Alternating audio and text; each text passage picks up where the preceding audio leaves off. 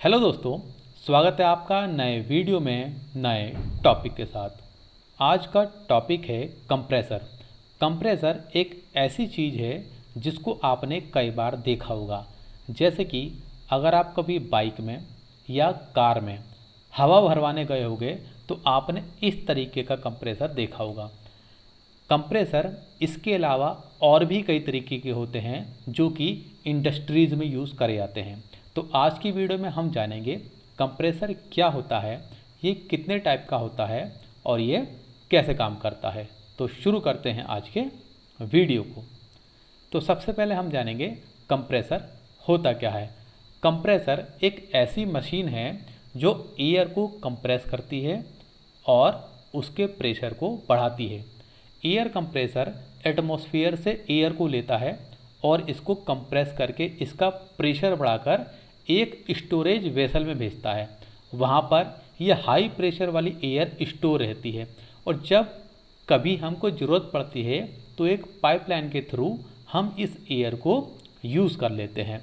तो इस तरीके से कंप्रेसर को एयर कंप्रेस करने के लिए कुछ काम करना पड़ता है और इसी कारण से कंप्रेसर को चलाने के लिए हमको एक प्राइम मूवर की ज़रूरत होती है और ये प्राइम मूवर या तो इंजन हो सकता है या फिर मोटर हो सकती है। एयर कंप्रेसर कई तरीके के होते हैं लेकिन बेसिकली इसको दो भागों में डिवाइड करा गया है, जो है positive displacement type and dynamic type.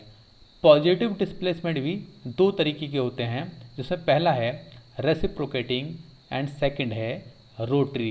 Rotary में ये सारे कंप्रेसर आते हैं और रेसिप्रोकेटिंग में ये सारे कंप्रेसर आते हैं। डायनामिक में ये दोनों कंप्रेसर आते हैं। ये कंप्रेसर कैसे काम करते हैं वो हम आगे एनिमेशन की मदद से जानेंगे। तो सबसे पहले हम जानेंगे कि पॉजिटिव डिस्प्लेसमेंट कंप्रेसर होता क्या है। पॉजिटिव डिस्प्लेसमेंट कंप्रेसर में होता क्या है, एक चैम्बर होता है और एक पिस्टन होता है और जब ये पिस्टन मूव करता है तो एयर के वॉल्यूम को कम कर देता है और उसके प्रेशर को इंक्रीज़ कर देता है और ये इंक्रीज़ करी हुई एयर एक स्टोरेज वेसल में भेज दी जाती है, जहाँ पर हम इसको अपने रिक्वायरमेंट के अनुसार यूज़ करते हैं। जैसे कि आप यहाँ पर देख सकते हैं, ये एक पॉजिटिव डिस्प्लेसमेंट एयर कंप्रेसर है। यह है हमारा केसिंग और ये है हमारा पिस्टन। इसको केसिंग या चैम्बर कुछ भी कह सकते हैं। अब जब ये पिस्टन आगे पीछे मूव करता है तो इस एरिया में एयर यहाँ से सक्शन करती है और यहाँ पर कंप्रेस होती है और कंप्रेस होने के बाद जब इसका प्रेशर बढ़ जाता है तो यहाँ से डिस्चार्ज होकर एक स्टोरेज वेसल में पहुँच जाती है। अब डायनामिक डिस्प्लेसमेंट कंप्रेसर क्या होता है। इस टाइप के कंप्रेसर के अंदर एनर्जी का चेंज होता है। इस टाइप के कंप्रेसर के अंदर या तो ब्लेड होंगे या इम्पेलर होंगे जो एयर की वेलोसिटी को बढ़ाएंगे और ये वेलोसिटी आगे जाकर एक डिफ्यूज़र टाइप का इक्विपमेंट होता है, उसमें जाकर प्रेशर एनर्जी में कन्वर्ट हो जाती है। यानी कि डायनामिक डिस्प्लेसमेंट कंप्रेसर में एनर्जी का ट्रांसफॉर्मेशन होता है। इसमें काइनेटिक एनर्जी या वेलोसिटी एनर्जी को प्रेशर एनर्जी में कन्वर्ट करा जाता है। इसमें वॉल्यूम को कम नहीं करा जाता है। यही फ़र्क है डायनामिक में और पॉजिटिव डिस्प्लेसमेंट में। जैसे कि आप यहाँ पर देख सकते हैं, ये सेंट्रीफ्यूगल पंप है जो कि एक हमारा डायनेमिक टाइप है। तो आप देखेंगे यहाँ पर तो एयर के अंदर काइनेटिक एनर्जी है, लेकिन जैसे जैसे ये आगे बढ़ती है यहाँ पर इसका प्रेशर बढ़ता जाता है और ये प्रेशर कैसे बढ़ेगा वो हम आगे डिटेल में समझेंगे कि इसके पीछे क्या प्रिंसिपल है। तो सब हम जानेंगे कि पॉजिटिव डिस्प्लेसमेंट एयर कंप्रेसर कौन कौन से होते हैं। तो इसमें पहला आता है लोब टाइप एयर कंप्रेसर। इस कंप्रेसर के अंदर दो लोब होते हैं, जैसे कि आप ये देख रहे हैं, एक लोब यहाँ पर है और एक लोब यहाँ पर है। इसमें एक लोब को मोटर से अटैच कर दिया जाता है और जब ये घूमता है तो दूसरा लोब भी घूमता है और जब ये दोनों लोग घूमते हैं तो इस एरिया में एयर का सक्शन होता है, और जब ये एयर इस लोब में जाती है और यहाँ पर फंस जाती है तो धीरे धीरे यहाँ से आगे बढ़ने पर इसका प्रेशर इंक्रीज हो जाता है और यहाँ से हमको इसका आउटलेट मिल जाता है। नेक्स्ट है रोटरी स्क्रू टाइप कंप्रेसर। इस टाइप के कंप्रेसर में 2 स्क्रू होते हैं जो कि अपोजिट डायरेक्शन में घूमते हैं। जैसे कि आप यहाँ पर देख सकते हैं, यहाँ से एयर का इनलेट होता है और ये एयर इन स्क्रू के ग्रूव में फंस जाती है या ट्रैप हो जाती है, और एक स्क्रू ये है जो कि इसके अपोजिट डायरेक्शन में घूम रहा है। इन दोनों ग्रूव में फंसकर जो एयर है वो कंप्रेस हो जाती है और यहाँ से हाई प्रेशर वाली एयर हमको आउटलेट के माध्यम से मिल जाती है। नेक्स्ट है हमारा रोटरी वेन कंप्रेसर। इसके अंदर वेंस लगी होती हैं, जैसे कि आप यहाँ पर देख सकते हैं, ये हैं वेंस, और ये वेंस इस केसिंग के अंदर होती है। इस वेन की खास बात होती है कि ये स्प्रिंग से अटैच होती हैं और ये आगे पीछे हो सकती हैं। जब ये वेंस घूमती हैं तो यहाँ से सेक्शन होता है, और ये आप जो ग्रीन एरो देख रहे हैं, ये एयर को दर्शाता है। तो यहाँ पर एयर यहाँ फंसती है और धीरे धीरे आगे बढ़ती जाती है इस वेन के थ्रू, और यहाँ पर हमको हाई प्रेशर वाली जो एयर है वो मिल जाती है। इस टाइप का जो कंप्रेसर होता है वो हमारा पेंट शॉप में या ड्राई क्लीनिंग में यूज़ करा जाता है। नेक्स्ट है स्क्रॉल कंप्रेसर। स्क्रॉल कंप्रेसर के अंदर 2 स्पाइरल ब्लेड होते हैं, और ये जो कंप्रेसर होता है एयर या गैस इनको कंप्रेस करने में काम आता है। और इस टाइप का कंप्रेसर हमारे घर के एयर कंडीशंस में या मैरिन कंटेनर में, फ्रूट ट्रक में, फूड रेफ्रिजरेशन में काम में लाया जाता है। अब ये काम कैसे करता है, आप देखेंगे इसके अंदर 2 स्पाइरल ब्लेड हैं, और ये दोनों स्पाइरल ब्लेड में एक रहता है हमारा फिक्स, और एक जो है इस तरीके से मूवमेंट करता है। ये जो रेड कलर का है ये इस तरीके से घूमता रहता है, और ये जो ग्रीन कलर का है ये हमारी एयर है। और धीरे धीरे जब ये स्प्रिंग या स्पाइरल ब्लेड इस तरीके से मूवमेंट करता है तो ये जो एयर है अंदर की ओर जाती है और इसका वॉल्यूम कम हो जाता है, और यहाँ पर यह कंप्रेस होके आगे की ओर चली जाती है। और असली में अगर आप देखेंगे तो ये कंप्रेसर ऐसा दिखाई देगा, यहाँ से एयर जाती है या रेफ्रिजरेंट जाता है और यहाँ से कंप्रेस होकर बाहर निकलता है। नेक्स्ट है रेसिप्रोकेटिंग कंप्रेसर। रेसिप्रोकेटिंग कंप्रेसर में ये जो पिस्टन है ये रेसिप्रोकेटिंग मोशन करता है, जिसके कारण इसको रेसिप्रोकेटिंग कंप्रेसर कहा जाता है। जब ये पिस्टन इधर की ओर जाएगा तब यहाँ पर वैक्यूम बनेगा, जिसके कारण से जो एयर है नीचे से इस एरिया में आ जाएगी। उसके बाद क्या होगा, ये पिस्टन इधर की ओर आएगा तो क्या होगा, ये इस एयर को दबाएगा जिससे इसका वॉल्यूम कम हो जाएगा, और वॉल्यूम कम होने के बाद इसका प्रेशर बढ़ जाएगा। फिर ये वाल्व ओपन होगा और हाई प्रेशर वाली एयर जो है हमको मिल जाएगी। ये जो कंप्रेसर होता है सिंगल एक्टिंग और डबल एक्टिंग टाइप होता है। सिंगल एक्टिंग में क्या होता है, एक तरफ से सक्शन और एक तरफ से डिस्चार्ज होता है, लेकिन डबल एक्टिंग में क्या होता है, 2 तरफ से इनलेट और 2 तरफ से डिस्चार्ज या आउटलेट दिया जाता है। Ionic compressor. Ionic liquid piston compressor को हम हाइड्रोजन को कंप्रेस करने के काम में लाते हैं। इसमें होता क्या है, मेटल की जगह पर एक लिक्विड का पिस्टन होता है, जैसे कि यहाँ पर है, ये लिक्विड का पिस्टन है, और इस लिक्विड को एक पंप की मदद से ऊपर नीचे मोशन कराया जाता है।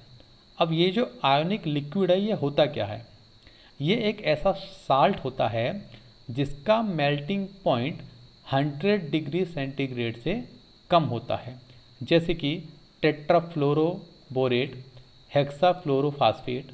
ये इस टाइप के कुछ सॉल्ट्स हैं जो कि आयोनिक कंप्रेसर में यूज़ करे जाते हैं। और आप यहाँ पर देख सकते हैं कि ये जो येलो कलर का है ये आयोनिक फ्लूइड या सॉल्ट है।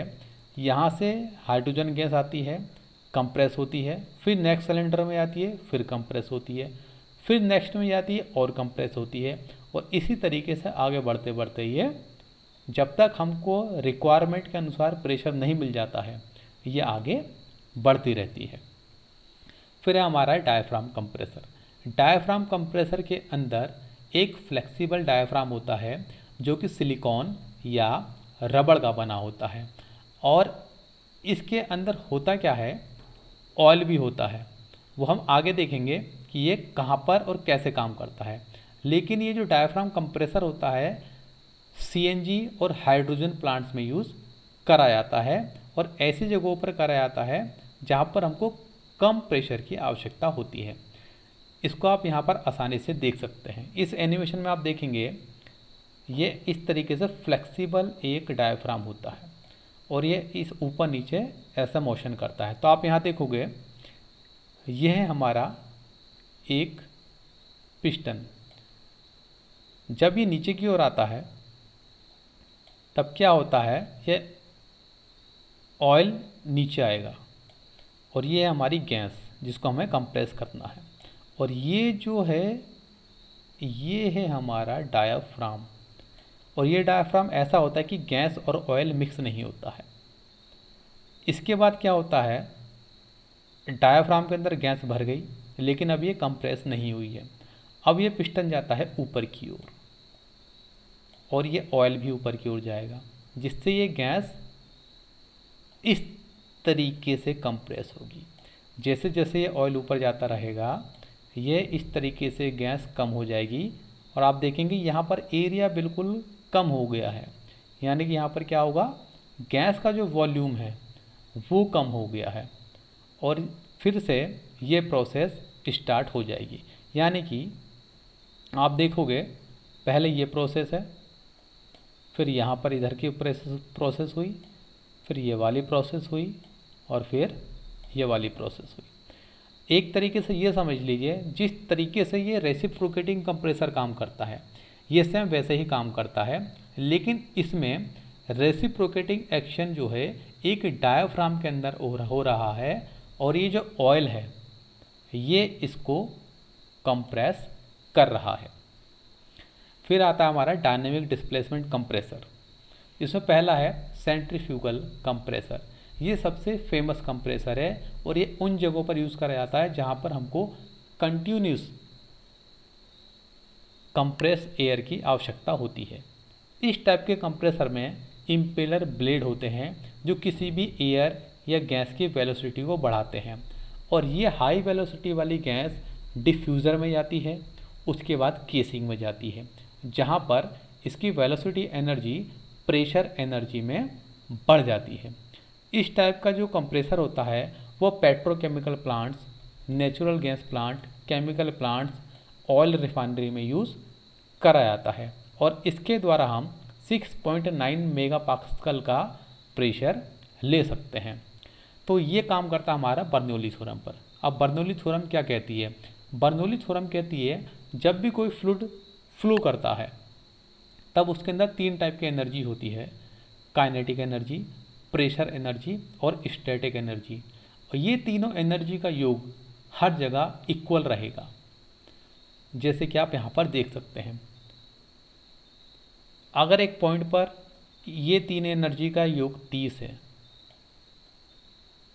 तो दूसरे पॉइंट पर भी ये एनर्जी 30 होगी। भले से ये एनर्जी कम हो जाए, ये ज़्यादा हो जाए या ये कम हो जाए, लेकिन होंगी दोनों बराबर। इस पर ही ये काम करती है। देखते हैं ये कैसे काम करती है। अब देखिए यह है सेंट्रीफ्यूगल कंप्रेसर। ये हमारा इम्पेलर है, जब ये घूमता है तो हमारी गैस भी घूमती है। जब ये गैस घूमती है तो इसके अंदर आ जाती है वेलोसिटी एनर्जी। जब ये हाई वेलोसिटी वाली एनर्जी आगे बढ़ती है यहाँ पर, तो आप देखोगे यहाँ पर एरिया है कम। तो जब भी एरिया कम होगा तो वहाँ पर हमेशा वेलोसिटी ज़्यादा होगी। लेकिन जैसे जैसा आप देखोगे यहाँ पर या यहाँ पर एरिया बढ़ता जा रहा है, तो जब एरिया बढ़ेगा तो जो हमारी वेलोसिटी एनर्जी है वो कम हो जाएगी। और एज पर बर्नौली थ्योरम क्या कहती है कि तीनों एनर्जी का योग बराबर रहना चाहिए। तो जब यहाँ पर वेलोसिटी एनर्जी कम हो जाएगी तो प्रेशर एनर्जी ऑटोमेटिकली इंक्रीज हो जाएगी। और इस तरीके से सेंट्रीफ्यूगल कंप्रेसर किसी भी गैस को कंप्रेस करता है। फिर नेक्स्ट है हमारा axial air compressor. Axial air compressor काम करता है एयरफॉइल्ड इफेक्ट पर। अब एयरफॉइल्ड इफेक्ट होता क्या है वो आप देखेंगे। एक्सियल एयर कंप्रेसर के अंदर ब्लेड्स होते हैं और वो ब्लेड होते हैं इस शेप के। अब एयरफॉइल्ड इफेक्ट होता क्या वो समझते हैं। जब एयर इस टाइप के ब्लेड से गुजरेगी तो इसके जो नीचे की एयर है उसकी जो वेलोसिटी होगी वो होगी कम, और जो ऊपर है इसके ब्लेड के वहाँ की जो वेलोसिटी होगी वो होगी ज़्यादा। तो ज़्यादा वेलोसिटी होने के कारण यहाँ पर प्रेशर होगा कम, और यहाँ कम वेलोसिटी होने के कारण प्रेशर होगा ज़्यादा। और आपको पता है प्रेशर हमेशा ज़्यादा से कम की ओर जाता है। तो इस तरीके से ये ब्लेड काम करता है। तो आप इस पर देखें, जब ये ब्लेड, ये जो पिंक कलर के ब्लेड हैं ये हैं स्टेटर ब्लेड, यानी कि ये घूमते नहीं हैं। और ये जो ब्राउन कलर के ब्लेड हैं ये रोटर के साथ घूमते हैं, और ये हमारा रोटर। जब ये रोटर घूमता है तो यहाँ से होता है एयर का सक्शन। जब ये एयर इस ब्राउन वाले पर जाएगी तो ये क्या करेगा, इसकी वेलोसिटी एनर्जी को बढ़ा देगा। और जब ये स्टेटर ब्लेड पर होकर जाएगी तो एरोफिल इफेक्ट के कारण क्या होगा, इसका प्रेशर इंक्रीज होगा। फिर ये अगले पर जाएगी तो यहाँ पर फिर वेलोसिटी बढ़ेगी, फिर ये नेक्स्ट पर जाएगी तो फिर से हमारा प्रेशर बढ़ेगा। तो इस तरीके से एक्सियल एयर कंप्रेसर के अंदर हर दो ब्लेड का एक सेट होता है, और हर सेट में थोड़ा बहुत प्रेशर इंक्रीज होता रहता है।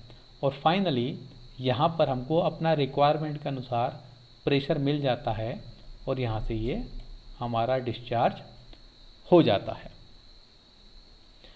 तो ये आप यहाँ पर आप देख सकते हैं, ये हमारा एयर कंप्रेसर है। यहाँ से सक्शन हो रहा है और यहाँ से हमको कंप्रेस वाली एयर मिल रही है। तो आई होप आपको ये वीडियो अच्छा लगा होगा। मिलते हैं नए वीडियो में नए टॉपिक के साथ।